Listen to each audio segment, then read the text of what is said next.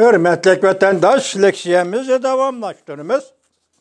Endiki mavzumundaq Cungo'nun məsuliyetini sürüştükləş.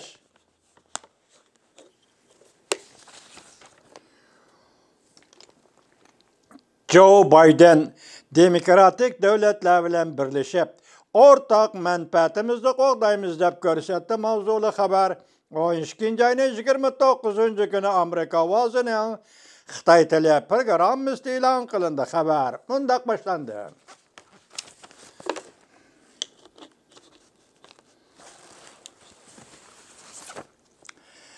Amerikada prezident bo'lib saylangan Joe Biden 12 ayning 28 kuni mundaq ko'rsatdi. Amerika bilan Jungo raqobatlashganda soda-pan texnika va kishilik huquqqa tajovuz qilish jihati mas'uliyatni surishtir qilayotgan bir paytda aqli e'tiqodi o'xshash bo'lgan sheriklarimiz bilan ittifoqlashib o'rtaq manfaat va qimmat qarashlarimizni qo'g'dab Amerikani texnik kuchlik va texnik qattiq bo'ladigan bir o'rinda turg'izimiz. Joe Biden davlat bexatarligi va davlat diplomatiya mutaxassislarining dokladini anglagandan keyin yuqoridek so'z qildi. Navbati intayin zo'r tahdidga duch kelganda Amerikaning qatnashishiga va rahbarlik qilishiga ehtiyojli bo'ladi. Yani dünya demekçi-de. Eğer Amerika öz aldığı yakki kurash qiladigan bo'lsa, alaqadar tahdidlarni hal qila olmaydi. Birinchi ayning 20 kuni vazifaga o'tirdigan Joe Biden mundaq ko'rsatdi. Amerikaning iqtisodi butun dunyo iqtisodining 25%ni egallaydi. Eğer demokratik şeriklerimiz bilen hamkorlashadigan bo'lsak, iqtisodiy suhbatning dastakları hassalab ko'paydi. Joe Biden mundaq ta'kidladi. Amerika Jungo munosabatiga bog'liq har qanday mavzular mayli o'tir burjuaziya yaratgan diplomatik siyosatlarni ilgari surish bo'lsin. Kechiringlar, jumladan Amerika'nın emgak güçlerini qoğdaş, aqli millik huquq ve muhit, soda, iqtisod planını qoğdaş bolsun.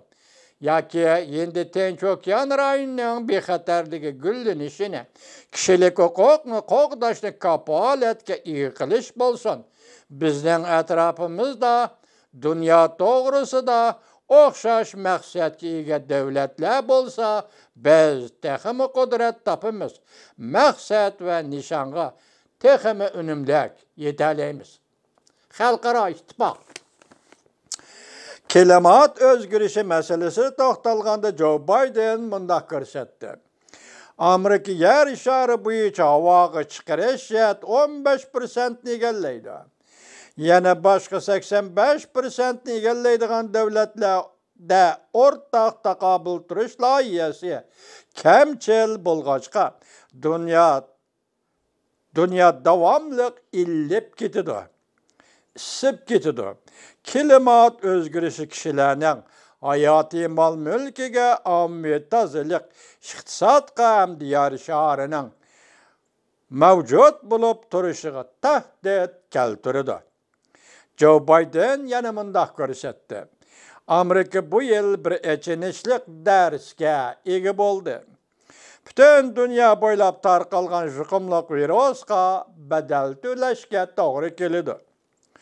Joe Biden mundaq ko'rsatdi. Agar biz yer shardagi sheriklarimizga mablag' solib, sayya sistemimizni kuchaytirmaydigan bo'lsak, yuqumli virusni mag'lub qiladigan iqtidorimizni ojizlashtirib qo'yamiz.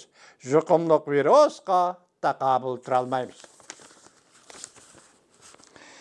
Tamomini anglaysiz, hurmatli